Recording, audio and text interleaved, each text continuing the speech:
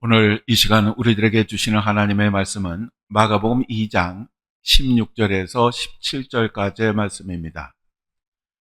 바리새인의 서기관들이 예수께서 죄인 및 세리들과 함께 잡수시는 것을 보고 그의 제자들에게 이르되 어찌하여 세리 및 죄인들과 함께 먹는가? 예수께서 들으시고 그들에게 이르시되 건강한 자에게는 의사가 쓸데없고 병든 자에게라 쓸데있느니라. 나는 의인을 부르러 온 것이 아니요 죄인을 부르러 왔노라 하시니라. 아멘.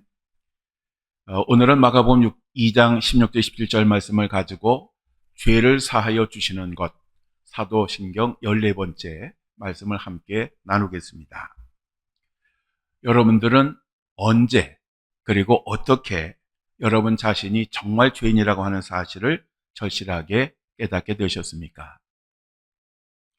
우리 인간의 역사는 한마디로 죄의 역사입니다. 최초의 인간인 아담과 하와가 하나님의 말씀을 어기고 선악과를 따먹은 후에 인간의 죄의 역사는 시작이 되었습니다. 하나님은 죄를 지은 아담과 하와를 에덴 동산에서 쫓아내시고 다시는 들어오지 못하도록 막으셨지만 하나님의 사랑은 그들을 영원히 버리실 수가 없었습니다. 그래서 그때부터 인간들을 찾아오시는 하나님의 역사가 시작이 되었습니다. 하나님은 끊임없이 인간을 찾아오셨고 인간은 끊임없이 하나님으로부터 도망을 갔습니다. 왜냐하면 인간의 욕망 속에는 하나님의 통제를 받으며 사는 것보다 자유롭게 사는 것을 더 좋아하는 그러한 근성이 있기 때문에 그렇습니다. 또 인간의 마음 속에는 교만한 마음, 즉 하나님과 같아지고자 하는 그러한 교만한 마음도 있기 때문에 그렇습니다. 사탄이 처음 하와에게 선악과를 먹도록 유혹을 했을 때에 하와는 단호하게 거절을 하였습니다. 하와가 사탄에게 이렇게 말을 했습니다. 동산 중앙에 있는 나무의 열매는 하나님의 말씀에 너희는 먹지도 말고 만지지도 말라 너희가 죽을까 하노라 하셨느니라. 그러니까 하와는 선악과를 먹을 생각이 추호도 없었습니다. 왜냐하면 이 선악과가 없어도 아쉬운 것이 전혀 없는 곳, 바로 이것이 에덴 동산이었기 때문입니다. 그런데 사탄은 인간의 치명적인 약점을 잘 알고 있었습니다. 그래서 그 사탄은 인간의 가장 기본적인 본능을 자극을 합니다. 창세기 3장 5절에 사탄이 하와를 유혹하면서 이렇게 말합니다. 너희가 그것을 먹는 날에는 너희 눈이 밝아져서 하나님과 같이 되어 선악을 알 줄 하나님이 아시느니라. 즉 하나님과 같이 된다라고 하는 이 말에 이 하와의 귀가 확 열렸습니다. 그리고 선악과에는 전혀 관심이 없었던 그 하와의 본능이 되살아났습니다. 그래서 그러한 눈으로 선악과를 보니까 평상시에는 별 관심이 없었는데 이제는 정말 보암직도 하고 먹음직도 하고 지혜롭게 할 만큼 탐스럽게 보였습니다. 그래서 선악과를 따먹습니다. 뿐만 아니라 자기 남편인 그 아담에게도 이 선악과를 먹입니다.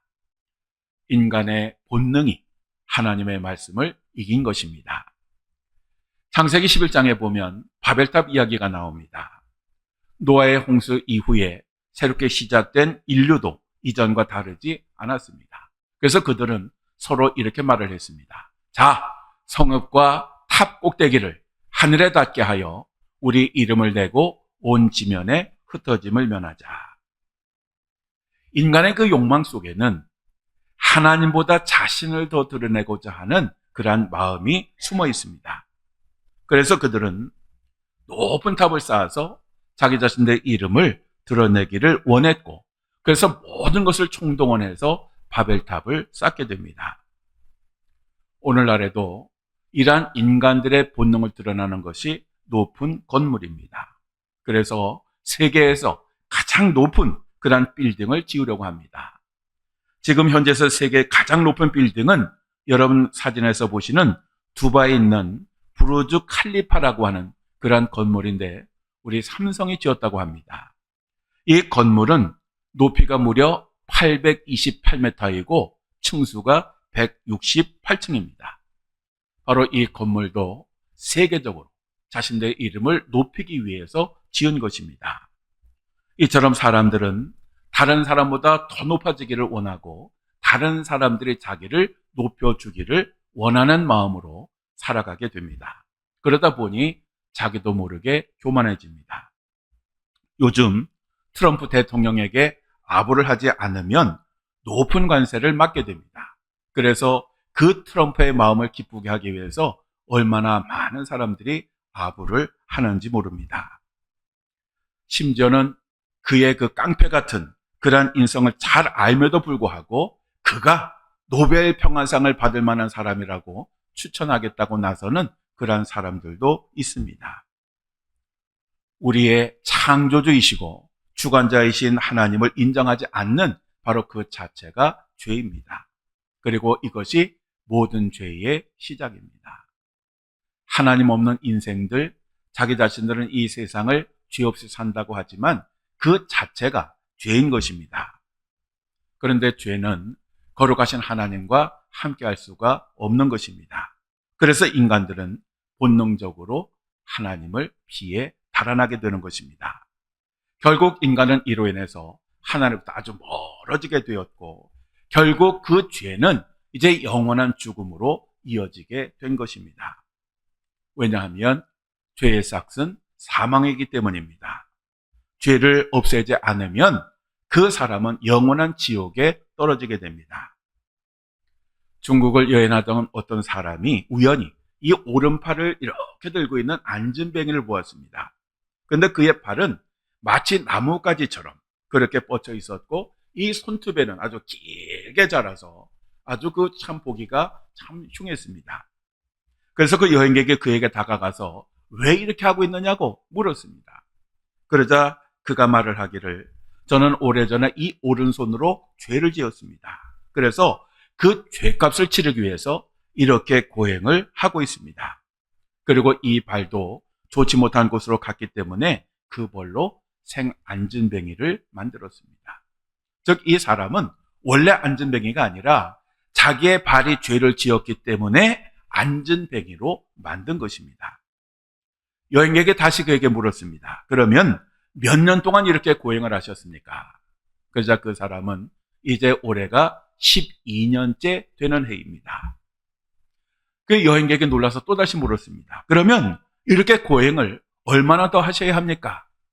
그랬더니 그 사람은 앞으로 12년은 더 고행을 해야 합니다. 라고 대답을 했습니다. 이 안진뱅이는 티베트 라마교 신자였는데 그 안진뱅이의 모습으로 조금씩 그 라마교의 본사를 향해서 움직이고 있었습니다. 그리고 그 본산에 이르게 되면 죄를 없애겠다고 생각을 하고 있었습니다. 여행객이 이렇게 말을 했습니다. 24년 동안 한 손을 들고 생안진뱅이가 되어 고행을 한다고 죄가 사라질 수는 없습니다. 왜냐하면 죄를 짓는 것은 손과 발이 아니기 때문입니다. 죄를 짓는 것은 손과 발을 움직이게 하는 마음입니다. 마음의 죄가 남아있는 한 손과 발의 죄를 막을 수는 없습니다. 구약시대에는 선지자들과 예언자들을 통해서 죄를 회개하고 다시 원래의 자리로 구원의 자리로 돌아오라고 하나님께서 아주 애타게 기다리셨습니다. 그럼에도 불구하고 인간들은 하나님께로 돌아오지 않았습니다. 그래서 하나님은 어쩔 수 없이 직접 역사 속으로 들어오셨는데 바로 그분이 예수 그리스도이십니다. 그리고 인간들을 위해서 십자가에서 대속의 죽음을 감당하심으로써 인간 구원의 길을 활짝 열어주셨습니다. 그리고 우리들에게 보혜사 성령을 보내주셔서 인간들로 하여금 죄를 깨닫고 죄를 고백하고 그리고 용서를 구하게 함으로써 구원에 이르도록 은혜를 베풀어 주셨습니다. 우리 예수님은 이 세상에 오셔서 회개의 복음을 선포하셨습니다. 그리고 죄인들과 늘 함께 하셨습니다. 한 번은 예수님이 세간원인 세리의 집에서 식사를 하셨는데 그 자리에는 많은 세리들과 죄인들이 함께하였습니다. 왜냐하면 당시 죄인들은 예수님을 열심히 따라다녔기 때문입니다. 바로 이러한 모습을 본 바리새인들이 예수님의 제자들에게 어떻게 거룩하신 분이 저렇게 죄인들과 함께 하느냐라고 따졌습니다. 그러자 예수님께서 그들의 말을 들으셨습니다. 그리고 나는 의인을 부르러 온 것이 아니요 죄인을 부르러 왔노라 라고 선언을 하셨습니다. 문제는 자신은 죄를 짓기는 짓는데 영원히 죽을 만한 죄를 지은 적이 없다고 생각하는 사람들입니다. 어떤 사람이 작은 도시에서 열심히 복음을 전하고 있었습니다. 그는 간절하고도 열정적으로 죄에 대한 심판의 결과와 무서운 형벌을 전했습니다. 그래서 어떤 사람이 조롱하는 투로 야유하면서 이 전도하는 사람에게 이렇게 물었습니다. 죄의 무게가 얼마나 됩니까? 50파운드? 100파운드? 500파운드쯤 되나요? 도대체 그까지 죄가 무엇이란 말이요? 당신은 우리가 무거운 죄를 지고 있다고 하지만 나는 이렇게 자유롭지 않소. 자, 죄의 무게를 말해보시오. 그러자 복음을 전하는 사람이 이렇게 대답했습니다. 죽은 시체 위에 100파운드의 무게를 얹어 놓으면 그 시체가 무게를 느낄 수가 있겠습니까? 당신은 이미 죄로 인하여 죽었기 때문에 죄의 무게가 얼마인지 모르는 것입니다. 자기의 죄의 심각성을 깨닫지 못하는 사람 문제입니다. 그런데 더 나아가 자신이 의인이라고 생각하는 사람들은 더 큰 문제입니다. 예수님 당시의 종교 지도자들은 계속해서 회개를 요구하는 예수님이 걸림돌이었습니다. 그래서 그들은 결국 예수님을 제거하게 됩니다. 차라리 자신이 죄인임을 잘 아는 사람들은 예수님에게 와서 자기의 죄를 고백하고 구원을 받지만 그들은 예수님의 필요성을 전혀 느끼지도 깨닫지도 못했습니다. 사실 오늘날 소위 가진 사람들은 자신들의 부족함을 깨닫지 못합니다. 권력을 가진 사람, 부를 가진 사람, 명예를 가진 사람, 자신이 원하는 모든 것을 가진 사람들은 대체적으로 절실하게 십자가를 찾지 않습니다. 예수님 당시에 제사장들과 바리새인들과 서기관 등 기득권을 가지고 있던 사람들이 그랬습니다. 그래서 그들은 회개 복음을 듣고도 회개하기는커녕 오히려 예수님의 입을 막기 위해서 십자가에 못 박아 죽인 것입니다.